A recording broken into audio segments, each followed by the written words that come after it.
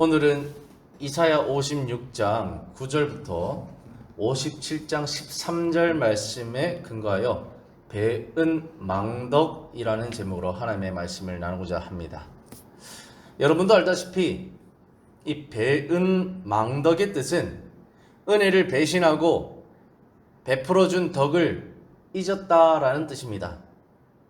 그런데 제가 왜 오늘 설교의 제목을 배은 망덕으로 정하게 되었냐면, 다시 예루살렘으로 귀환한 공동체의 모습이 딱 그러했기 때문입니다. 함께 그 역사적 사실을 살펴보면 이해가 되실 것입니다.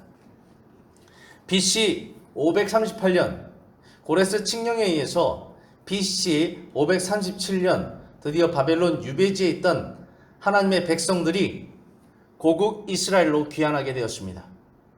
그들은 그해 7월부터 준비하여 부푼 마음을 가지고 BC 536년 드디어 스룹바벨과 예수아를 통해 성전의 기초를 넣음으로써 성전 재건 작업이 시작됩니다.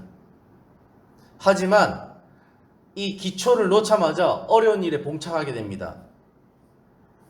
주변 민족들이 그것을 가만두지 않는 것입니다. 그들에게 대적들이 일어나는데, 이미 유다 땅에 살던 사마리아 사람들이 그들의 대적이었습니다. 이들은 아수르 정책에 의해서 이주해온 바벨론, 구다, 아와, 하마, 스발와임 족속과 이스라엘 10지파가 혼합하여서 섞여진 혼합민족이었습니다. 그래서 이들의 모함으로, 이들의 방해로 공사는 결국 중지되게 되었습니다. 그 후 귀환 공동체는 너무나 놀랍게도 아무 조치를 취하지 않습니다.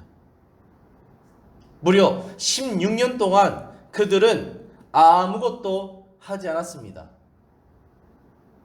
그러다 다리오 제2년에 다리오 왕이 이 고레스의 칙령을 다시 한번 확인하게 되고 다시 성전 공사를 허락하게 됨에 따라서 BC 520년에 스가랴와 학개의 신탁과 더불어 스가랴와 학개의 메시지는 너희가 왜 너희 먹을 것만, 왜 너희 앞길만, 그리고 우상숭배와 다른 일들로 왜 하나님을 뒷전노라고 하나님의 성전이 저렇게 기초만 넓고 지어지지 않았는데 너희는 지금 무엇을 하고 있느냐? 강력한 회개의 촉구, 이런 신탁들과 더불어서 성전 재건 작업이 재개됩니다. 그로부터 4년 후인 BC 516년에 드디어 성전을 완공하게 되죠. 자, 스룹바벨 성전은 솔로몬 성전과 비교해 볼 때 정말로 작고 초라하고 정말 아무것도 아닐 정도로 여겨질 정도로 솔로몬 성전에 비해서 작았습니다.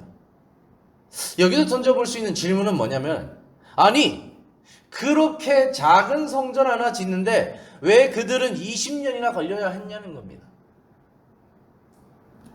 귀환 공동체는 과연 이 예루살렘으로 귀환하여서 이 성전을 안 짓고 16년 동안 무엇을 했냐는 겁니다.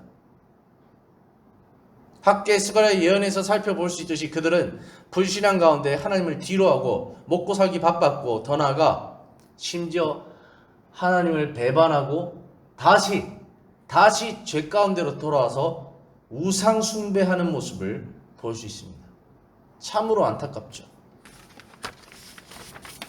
그러므로 그들은 바벨론 유배지에서 자신들을 구해주시고 다시 회복을 약속하신 하나님 앞에 그저 배은 망덕한 백성이었던 것입니다. 그런 맥락을 이해하시고 오늘 본문을 살펴보시면 이러한 맥락 가운데 하나님이 예언자를 보내서 강력하게 회개를 촉구하는 모습을 볼 수 있습니다. 오늘 본문 9절에 보면, 이사야 56장 9절에 보면, 들의 모든 짐승들아, 숲 가운데 모든 짐승들아 와서 먹으라. 이거는 이 귀환한 이 공동체, 특히 이 이스라엘 지도자들을 혼쭐을 좀 내줘라 라고 말하는 겁니다. 왜죠? 죄 가운데 있기 때문입니다. 10절에 보면 이스라엘의 파수꾼들은 맹인이요, 이 파수꾼 지도자입니다. 지도자. 이 지도자들이 맹인이라는 겁니다.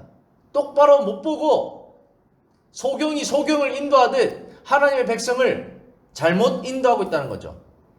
또 다 무지하여 덩어리 개들이라. 그들에게 잘못됐다, 하나님 뜻대로 나아가야 된다, 회개해야 된다 말하지 못하고 입 딱 다물고 있다라는 겁니다. 그래서 다 무지하고 덩어리 개들이라. 짓지 못하며 또 다 꿈꾸는 자들이요. 이 꿈꾼다는 거는 잠만 잔다는 겁니다. 아무것도 안 하고 잠만 잔다는 것. 그래서 누워있는 자들이요, 잠자기를 좋아하는 자들이니, 이 이스라엘 땅에 귀환했으면 열심히 하나님의 나라를 재건하기 위해서, 하나님의 성전을 재건하기 위해서 몸부림을 쳐야 되는데 그걸 뒤로 하고 있다는 겁니다. 11절에 이 개들은, 하나님이 얼마나 열이 받았으면 이스라엘 지도자들을 개들이라고 합니다. 개들.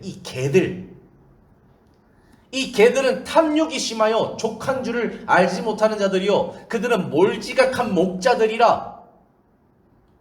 그들은 오로지 생각하는 게 자신들의 안위, 자신들의 탐욕. 그래서 그 귀한 공동체 가운데 고국으로 귀환했으니 어떻게 해서든 나라도 먹고 살자. 나라도.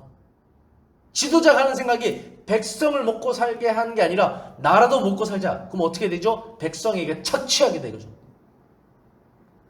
이런 어리석은 길을 가는 거죠. 그래서 11절 하반절에 다 제 길로 돌아가며 사람마다 자기 이익만 추구하며, 자기밖에 모르고, 지도자가 자기밖에 모르면 어떻게 됩니까? 폭군으로 변하죠. 백성들의 고열을 빨아먹죠. 백성들의 삶은 정말 어려워지죠. 그러한 지경에 이르렀다는 겁니다. 12절에도 오라, 내가 포도주를 가져오리라. 우리가 독주를 잔뜩 마시자. 내일도 오늘같이 크게 넘치리라 하리라. 술에 취해 쩔어 있는 모습, 향락을 즐기고 있는 모습, 하나님의 사역은 온데간데 없고, 이렇게 죄 가운데 있는 지도자들, 하나님이 얼마나 열받겠습니까? 하나님은 귀한 공동체의 타락한 지도자들의 모습을 이렇게 정밀하게 묘사하고 계십니다. 그렇기 때문에 9절과 같이 들의 모든 짐승들아, 숲 가운데 모든 짐승들아 와서 먹어라. 이 이스라엘의 타락한 지도자들을 좀 혼쭐을 내줘라. 이렇게 말씀하시는 겁니다. 더 나아가서 이 지도자들의 타락한 모습을 볼 수 있는데, 그건 백성들을 괴롭히는 모습입니다. 57장 1절에 의인이 죽을지라도 마음에 두는 자가 없고, 이 의인은 결과적으로는 가난하고 힘이 없는 의인입니다. 그래서 타락한 힘 있는 의인, 이 악인들에게 하나님 뜻대로 이 나라를 재건하고 다시 이끌어야 합니다 라고 말하는 의인입니다. 근데 이 의인을 죽여버리는 거죠. 입 다물어! 그래서 의인이 죽을지라도 마음에 두는 자가 없고, 진실한 이들이 거두어감을 당할지라도 깨달은 자가 없도다. 이 거두어 간다는 것도 죽는다는 거죠. 이 악인들에 의해, 악한 지도자들에 의해서 힘없고 연약하고 가난한 바른 말을 하는 하나님의 사람들이 죽어나갔다는 겁니다. 그래서 의인들은 악한 자들 앞에 불리어 가도다. 57장 2절, 그들은 평안히 들어갔나니. 이 평안히 들어갔다는 게 뭐냐면은 죽어서 조상들의 품으로 들어갔다라는 겁니다. 바른 길로 가는 자들은 그들의 침상에서 편히 쉬니라. 이제는 그들의 목숨이 끊어져서 다시 조상들에게 들어가서 이 침상에서 편히 쉬는 모습, 이것은 무엇이냐? 이 타락한 지도자들에게 임할 심판을 피해서 그들은 하나님의 참된 안식과 평안으로 돌아갔다라는 겁니다. 죽음을 통해서. 이 얼마나 안타까운 상황입니까? 사회의 정의와 공의가 무너진 모습. 그러나 여기서 그치지 않습니다. 더 심각한 것은 바로 우상숭배입니다. 우상숭배. 오늘 보면 3절에 보면 무당의 자식, 간음자와 음녀의 자식들아 너희는 가까이 오라. 하나님 앞에 이교 제사가 드려지고 있는 모습. 그래서 이 이교 제사 가운데 음행이 있는 모습, 이것을 묘사하고 있습니다. 4절에 너희가 누구를 희롱하느냐, 누구를 향하여 입을 크게 벌리며 혀를 내미냐. 그래서 이방인은 제사 가운데 이방신에게 구하는 그 모습, 혀를 내밀며 무엇을 구하고 있느냐? 너희는 패역한 자식, 거짓의 후손이 아니냐? 5절 너희가 상수리 나무 사이 모든 푸른 나무 아래서 음욕을 피우며, 이방 신 앞에서 남녀가 성관계할 때 신이 기쁘게 보고 그 땅을 축복한다는 그런 착각 속에서 음욕을 피우고 있지 않느냐? 그것도 상수리 나무 아래서, 모든 푸른 나무 아래서, 은밀한 곳에서 그런 음행을 저지르고 있지 않느냐? 골짜기 가운데 바위 틈에 자녀를 토살한다. 더 심각한 것은 인신제사, 신을 기쁘게 하기 위해서 아이를 죽이는 인신제사까지 너희가 또 드리느냐? 이거 다 분명히 이런 이유로 하나님께서 남유다를 멸망시키셨는데, 다시 고국 이스라엘 땅에 돌아서 다시 똑같은 죄 가운데 나가고 있는 이 안타까운 모습을 하나님은 폭로하고 있는 것입니다. 골짜기 가운데 바위 틈에서 자녀를 토살한다. 정신이 나가버리고죠. 어떻게 자녀를 죽입니까? 6절에 골짜기 가운데 매끄러운 돌 중에 내 몫이 있으니 그것들이 곧 내가 제비 뽑아 얻은 것이라. 또한 내가 전제와 예물을 그것들에게 드리니 내가 어찌 위로를 받겠느냐. 너희가 골짜기마다 돌을 모아서 세우고 이걸 신 앞에 빌고 예물을 드리고 이런 행동을 하고 있는데 내가 어찌 열받지 않겠느냐. 하나님께서 분노하는 모습을 볼 수 있습니다. 7절 내가 높고 높은 산 위에 내 침상을 베풀었고 내가 또 거기에 올라가서 제사를 드렸으며, 산에 가서 하는 짓이라고는 침상, 이 음행하는 모습, 제사, 이방 이교적인 제사를 드리는 모습을 뜻합니다.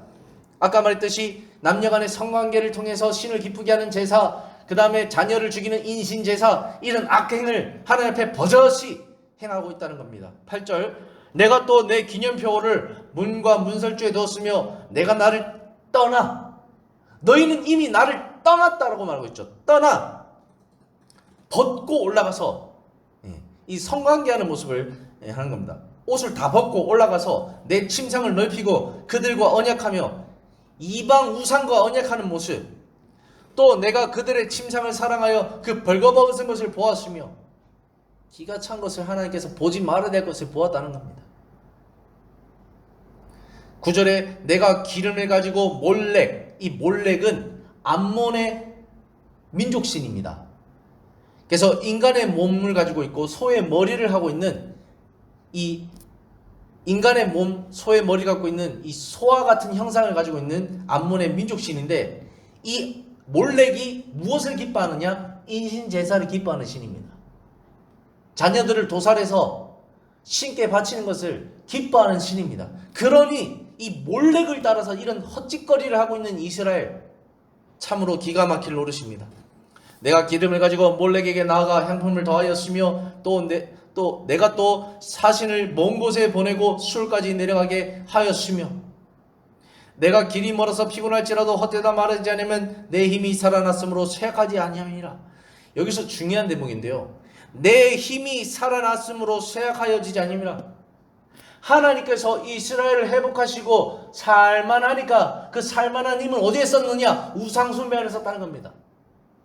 하나님이 은혜 베풀어 주니까 그 은혜를 어디다 갖다 붓느냐? 우상숭배에 갖다 부었다는 겁니다. 참으로 기가 막힐 노릇이죠. 우리 신앙인 가운데도 어렵다가 좀 잘 되니까 세상으로 가서 또 세상의 돈에 취해 살아가시는 분들이 있습니다. 하나님이 살려줬더만 그 살려줌을 하나님께 영광 돌리는 데 쓰는 게 아니라 오히려 자신의 안위와 또 자신의 욕심을 채우는 대로 써서 하나님을 떠나는 어리석음을 범하는 기독교인들이 간혹 발견됐죠. 이런 것처럼 기껏 바벨론 70년 포로기를 통해서 연단해서 다시 예루살렘 땅에 데려왔더니 하는 짓거리라고는 우상 숭배하고 음행하고 공의와 정의를 무너뜨리고 의인들을 쳐서 죽이고, 참으로 참 입에 담기 안타까울 정도의 그런 상황이 전개됩니다. 11절에도 내가 누구를 두려워하며 누구로 말미암아 놀랍게 거짓을 말하며 나를 생각하지 아니하며 이를 마음에 두지 아니하느냐? 왜 나를 여호와를 마음에 두지 않고 이렇게 거짓 모습들을 보이느냐 이겁니다. 내가 나를 경외하지 아니하면, 나 여호와를 경외하지 아니하면 내가 오랫동안 잠잠했기 때문이 아니냐? 너희가 이렇게 공의와 정의를 무너뜨리고 우상 숭배하고 음행하고 잘못을 행함에도 불구하고 즉각 심판하지 않으니까, 내가 좀 가만히 있으니까, 내가 참고 인내하고 저들이 돌이키겠지 하고 봐주고 있으니까 너희가 나를 경외하지 않는 것이 아닌가? 하나님께서 참으로 한탄하는 모습을 볼 수 있습니다. 12절에 내 공의를 내게 보이라. 내가 행한 일이 내게 무익하니라. 너희가 행한 일이라고는 죄밖에 없다. 그래서 나에게는 무익하다. 13절에 내가 부르짖을 때에 내가 모은 우상들에게 너를 구원하게 하라. 그것들은 다 바람에 날려가겠고 균에 불려갈 것이로되 나를 의뢰하는 자는 땅을 차지하겠고 나의 거룩한 산을 기업으로 얻으리라. 하나님을 의지하는 자만이 분명 땅을 차지하는 복을 누릴 수 있고 거룩한 산, 하나님의 산에서 예배하는 예배자의 삶을 살 수 있다 말하고 있습니다. 반면 우상을 의지하는 자는 다 무익하게 되고 구원받지 못하고 심판받게 될 것이다 라고 예언자를 통해서 강력하게 규탄하고 있습니다. 하나님은 이렇게 적나라하게 그들의 잘못됨을 예언자를 통해 고발하십니다. 이제 말씀을 결론 짓고 마치겠습니다. 사랑하는 성도 여러분, 우리는 참으로 간사하게도 하나님 이것만 응답해 주시면 제가 하나님께 이렇게 하겠습니다라는 말을 참으로 많이 합니다.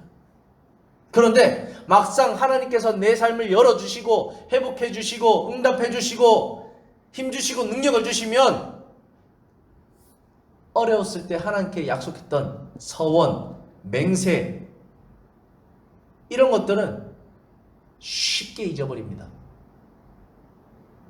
아니, 알고 있어도 마음이 바뀌어서 아까워합니다. 하나님 잘되면, 제가 물질적으로 잘되면 하나님 앞에 헌금 많이 할게요. 근데 물질이 생겼어요. 이 돈 아까운데, 하나님께 드리기 아까운데, 드리지 말자. 사람의 마음이 이렇게 쉽게 바뀌는 겁니다. 어려울 때는 하나님 의지하다가 막상 풀리면 하나님 어디 있지? 난 몰라. 난 내 마음대로 살 거야. 이런 악행을 저지른 거죠. 이 귀한 공동체가 딱 그 짝이었습니다. 꼭 물질적인 것뿐만 아니라 하나님께 충성하기로 해놓고선 하나님의 일을 등지기가 일수인 것이 바로 우리 죄인들의 모습입니다. 하나님은 그럼에도 불구하고 우리를 사랑하셔서 하나님의 사람들을 통해서 계속해서 깨우칩니다. 오늘도 예언자를 보내서 회개를 촉구하듯이 하나님께 돌아와라 촉구하듯이 하나님과의 약속을 잊지 말라. 하나님을 위해 살아야 한다. 말씀의 근거에서 나아가야 된다. 의인의 길을 걸어가야 된다. 하나님께서 계속 회개할 기회를 주시는 것입니다. 그런데도 우리 어리석은 인간은 쉽게 돌아서지 않습니다. 사랑하는 성도 여러분, 여러분은 하나님께 배은망덕한 자녀이고 싶습니까? 아니면 하나님께 순종함으로 그분을 기쁘시게 하고 복을 누린 자가 자녀이고 싶습니까?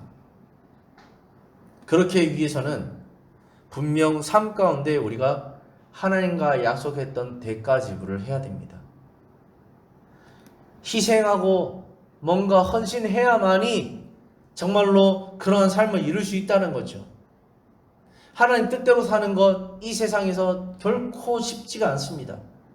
그럼에도 불구하고 우리는 우상을 멀리하고 세상과의 타협을 멀리하고 불의를 멀리하고 반드시 정의와 공의를 행하며 하나님께서 이루실 일들을 굳게 믿고 의지하며 인내하며 최선을 다해서 살아가야 할 것입니다. 무엇보다 예수 그리스도께서 그 길을 먼저 걸어가셨고 그 길을 모범 삼아 표본 삼아 모델 삼아 우리는 정확하게 예수님께서 걸어가신 길로만 걸어가야 하겠습니다. 오늘 함께 나누었던 이 귀한 공동체의 타락, 특별히 지도자들의 타락, 참으로 안타까운 상황입니다. 오늘날도 한국 교계 안에 지도자의 타락으로 해서 많은 규탄을 받게 되죠. 그래서 지도자뿐만 아니라 우리 성도들도 하나님 앞에 깨어 있어서 정말로 하나님께 이렇게 책망받는 상황이 아니라 오히려 칭찬받을 수 있는 상황이 되도록 우리 각자가 우리 자신을 쳐야 할 것입니다.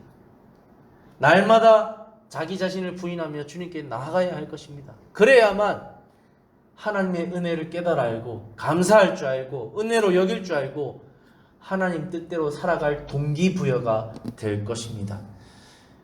그러한 저와 여러분, 우리 행복한 교회 권속들이 되기를 소망하며 기도하는 시간을 가지겠습니다.